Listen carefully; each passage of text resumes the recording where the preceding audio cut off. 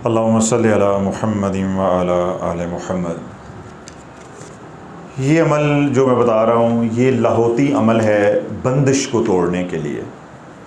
इंतहाई महफूज अमल है और इंतहाई मुख्तसर अमल है। बच्चे भी कर सकते हैं, जवान भी कर सकते हैं, बूढ़े भी कर सकते हैं। बजाय के लंबे लंबे वज़ाइफ कर रहे हैं कि ये बिल्कुल छोटा सा अमल है। किसी भी तरह की बंदिश हो, माली बंदिश हो, रूहानी बंदिश हो, बदनी बंदिश हो, किसी भी तरह की बंदिश है तो मैं यही मशवरा दूंगा कि उल्टे सीधे वज़ाइफ नहीं करें, ये सादा सा अमल करें। जिस तरह की भी बंदिश है, रिज़्क़ की तंगी है यानी माली बंदिश है, बीमारी है यानी बदनी बंदिश है, और अगर कोई साहब हैं वो अमलियात के मैदान के हैं या रूहानियत के खिलाड़ी हैं यानी सालिक हैं, रूहानियत के मुसाफिर हैं, तो उनके ऊपर रूहानी बंदिश किसी ने लगा दी हुई है, किसी ने उनका अमल बांध दिया हुआ है या उनका फैज़ सल्ब कर लिया हुआ है।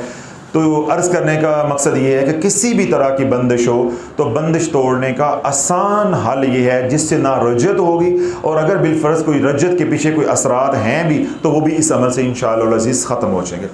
पहला काम क्या करना है, इलाज जिस दिन शुरू करना है, पहला काम क्या है कि हर नमाज के बाद खिज़री अमल अपना कड़ा देना है।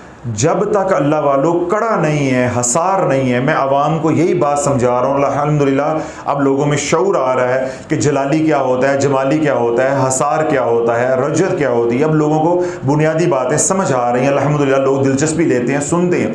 तो मैंने किसी बयान में ये बात भी कही थी कि अभी 5-6 माह हुए हैं, 5-6 माह का तो बच्चा चलता भी नहीं है, तो हम कहें क्या बच्चा दौड़े। अब थोड़ा सा वक्त लगेगा, इंशाअल्लाह अल्लाह पाक जो है इस मुसीबत से उम्मत को निकालने का हमारे सिलसिले को ज़रिया बनाएगा इंशाअल्लाह। देखिए आप लोग सामने बैठ के सुनते हैं, आपको कितना शऊर आया है।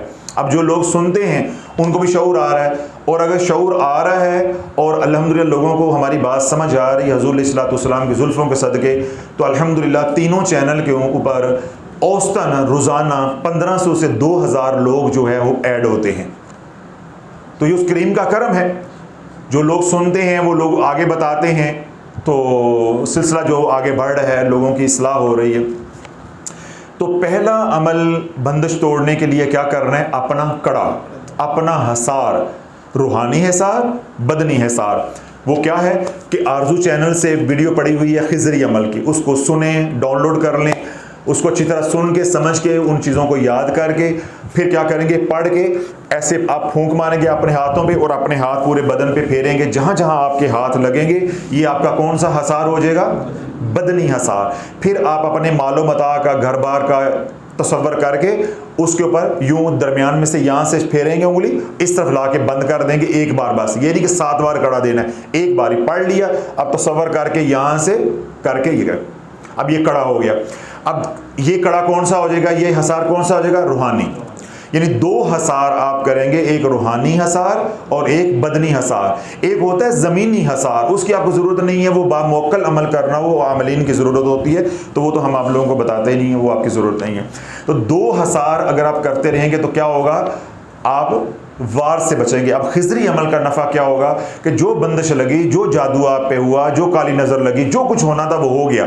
अब आप जब कड़ा देना शुरू हो जाएंगे हर नमाज के बाद, तो क्या है कि मज़ीद गंद अंदर नहीं आएगा, जो अंदर है वो भी जलता जाएगा। क्यों, ये जो खिज़री अमल है ये बैक वक्त इलाज भी है और हसार भी है। ये सिर्फ हसार नहीं है, ये इलाज भी है। ये अंदर वाले गंद को भी जलाएगा और बाहर से गंद मजीद अंदर आने से भी रोकेगा। पहला काम क्या हो जाएगा, हसार। दूसरा काम क्या है कि एक वक्त मुकर्रर कर लें, मिसाल के तौर पे बाद नमाज फजर या बाद नमाज इशा। फातिहा का अमल है, किसका अमल है, फातिहा का अमल है। फातिहा आम जुबान में हम किसको कहते हैं कि 1 मरतबा सूरत फातिहा और 3 मरतबा कुल हुवल्लाहु अहद। अब आपने ये करना है कि पहले 7 मरतबा दुरूद इब्राहिम पढ़ेंगे अव्वल व आखिर, और फिर पढ़ेंगे औज़ु बिल्लाहि मिनश शैतानिर रजीम बिस्मिल्लाहिर रहमानिर रहीम अल्हम्दुलिल्लाहि रब्बिल आलमीन अर्रहमानिर रहीम मालिकि यौमिद्दीन इय्याका नअबुदु व इय्याका नस्तईन इहदिनस सिरातल मुस्तकीम सिरातल लज़ीना अनअमता अलैहिम गैरिल मग़दूबि अलैहिम वलद्दालीन आमीन। बिस्मिल्लाहिर रहमानिर रहीम कुल हुवल्लाहु अहद अल्लाहुस समद लम यलिद व लम यूलद व लम यकुल लहू कुफुवन अहद। बिस्मिल्लाहिर रहमानिर रहीम कुल हुवल्लाहु अहद अल्लाहुस समद लम यलिद व लम यूलद व लम यकुल लहू कुफुवन अहद। बिस्मिल्लाहिर्रहमानिर्रहीम कुल हुवल्लाहु अहद अल्लाहुस समद लम यलिद व लम यूलद व लम यकुल लहू कुफुवन अहद। अब ये फातिहा पढ़ी गई। अब आपने तस्बीह का एक दाना गिराना है। मैंने मुकम्मल डेमो दी है आपको। आप तस्बीह का कितने दाने गिरेंगे? एक। इस तरह आप दोबारा पढ़ेंगे एक मरतबा सूरत फातिहा और 3 मरतबा कुल हुवल्लाहु अहद, तो कितने दाने गिरेंगे? दूसरा, यानी दूसरा दाना, यानी एक दाना गिरेगा। यानी हर बार एक मरतबा सूरत फातिहा और 3 मरतबा कुल हुवल्लाहु अहद पढ़ेंगे तो एक दाना गिरेगा। तो यूं आप 41 बार इस अमल को करेंगे। तो जब 41 बार करेंगे तो आपकी सूरत फातिहा कितनी बार पढ़ी जाएगी? 41 बार। और सूरत इखलास कितनी बार पढ़ी जाएगी? 123 बार। सूरत इखलास कितनी बार? 123 बार। और सूरत फातिहा कितनी बार पढ़ी जाएगी? 41 बार। अब यहाँ पे ये फनकारी नहीं दिखानी, ना सवाल करने हजरत साहब पहले सूरत फातिहा पढ़ लें और बाद में 123 मरतबा सूरत इखलास पढ़ लें। समझ आ गई? ये तो वही बात हुई ना कि आलू गोश्त पकाने हैं तो पहला गोश्त खा लेने हैं तो बाद आलू खा लवेंगे। तो ये फनकारी नहीं दिखानी। जैसे तरीकाकार बता रहा हूं वैसे ही आपने करना है कि अव्वल व आखिर 7 बार दुरूद पाक और उसके बाद एक मरतबा सूरत फातिहा बिस्मिल्लाह शरीफ के साथ और 3 मरतबा सूरत इखलास बिस्मिल्लाह शरीफ के साथ एक दाना गिरेगा। जब आप अमल मुकम्मल करेंगे उस वक्त तक आप 41 मरतबा सूरत फातिहा पढ़ चुके होंगे बिस्मिल्लाह शरीफ के साथ और 123 बार सूरत इखलास बिस्मिल्लाह शरीफ के साथ पढ़ चुके होंगे। तो ये अमल आपने करना है इंशाअल्लाह अज़ीज़। ये अमल इतना मुजर्रब है कि 7 दिन में आपको रिजल्ट मिलेगा। आपके हालात बदलेंगे। जो अनजाना खौफ है, घर में लड़ाइयाँ हैं, परेशानियाँ हैं, औलाद बदतमीज़ी करती है, कारोबार के मसाइल हैं, कामों में रुकावटें हैं, 7 दिनों में आपको मालूम होगा इंशाअल्लाह अल्लाह के ख़ास करम से कि भाई मेरे मामलात बेहतरी की तरफ आ रहे हैं। ये जो अमल फातिहा वाला है ये 40 दिन का है, यानी चिल्ला है। कितने दिन का है? 40 दिन का। अब वही बात आ जाएगी, ख़वातीन जो है वो महाज खोलेंगी। अब हम क्या करें भाई? ये इलाज है, इसका अय्याम के साथ कोई ताल्लुक वास्ता नहीं। बस जो जब एक दफ़ा इलाज शुरू कर लिया इसको वजीफ़े की नीयत से, ज़िक्र की नीयत से, इलाज की नीयत से ये छोड़ना नहीं है। 40 दिनों में छुट्टी नहीं करनी। छुट्टी करेंगे अमल फासिद हो जाएगा, फिर दोबारा से करना पड़ेगा। छुट्टी नहीं करनी, 40 दिन ये अमल करना है। जब ये आपने अमल कर लिया यानी आपने सूरत फातिहा एक बार और 3 बार सूरत इखलास पढ़ के 41 बार फातिहा का अमल कर लिया, अव्वल व आखिर 7 बार दुरूद पाक, आपने ये अमल करके हुज़ूर अलैहिस्सलातु वस्सलाम की बारगाह में हदियतन तोहफ़तन पेश करना है। और उनके वसीला जलीला से तमाम अंबिया अलैहिस्सलाम, तमाम सहाबा करम रिज़वानुल्लाहि ताला अलैहिम अजमाइन, तमाम औलिया अल्लाह और उसके बाद सारी उम्मत को हदिया करना है। बात समझ आ गई? ये जब अमल कर यूँ आप अमल जो है तमाम अहले ईमान को हदिया करेंगे हुज़ूर अलैहिस्सलातु वस्सलाम के वसीला जलीला से। अल्लाह वालों फिर देखो रहमत नहीं है, फिर रहमत का समंदर देखो। तो जब कमली वाले की नज़र होगी, अंबिया अलैहिस्सलाम की नज़र होगी, औलिया अल्लाह सालिहीन की नज़र होगी, नेक जिन्नात की नज़र होगी, औलिया अल्लाह जिन्नात की नज़र होगी, अल्लाह वालों वहाँ बंदिश कौन सी ठहर जाएगी? वहाँ बंदिश कौन सी ठहर जाएगी? फिर जब ये हदिया कर लें उसके बाद तमाम औलिया अल्लाह जिन्नात, तमाम सालिहीन मुसलमान अहले ईमान जिन्नात, उनको भी हदिया करना है। सिर्फ इंसानों को नहीं, तमाम अहले ईमान जिन्नों इंस को हदिया करना है। औलिया अल्लाह जिन्नात में भी तो है ना, ईमान वाले जिन्नात जो हमारे भाई हैं उनका भी हमारे ऊपर हक है, तो उनको भी हदिया करना है। तो जिन्नात भी मदद करेंगे, मलाइका भी मदद करेंगे, औलिया अल्लाह भी मदद करेंगे, कमली वाले भी निगाह फरमाएंगे, तो इंशाअल्लाह बंदिश रह जाएगी। बंदिश रहती नहीं है इंशाअल्लाह। तो ये अमल रोज़ाना करके रोज़ाना का रोज़ाना हदिया करके सोने और साथ जितने अल्लाह ने तौफीक दी है वो सदका करते रहें। अब ये 40 दिन का अमल फ़र्ज़ किया आज मुकम्मल हो गया है। अब ये अमल ये जो मैंने बताया है, अब ये अमल सारी ज़िंदगी 3 बार आपने पढ़ते रहना है। कितनी बार? 3 बार। 3 बार पढ़ के सारी ज़िंदगी हदिया करते रहना है, ताकि जिन सालिहीन को, ईमान वालों को मैं हदिया करता हूँ या करती हूँ, उनके साथ जो मेरा ताल्लुक़ बना है, उन्होंने मेरी जो मदद की है, अब ये ताल्लुक़ मतादा मौत जो है क्या होगा? कायम रहेगा, बल्कि हर आने वाले दिनों में ये मजबूत होता जाएगा। और अपने नस्ली और अपने असली होने का सबूत देना है। सरवर साहब मुँह थले कर लिया तुसी, कोई DNA च शक है?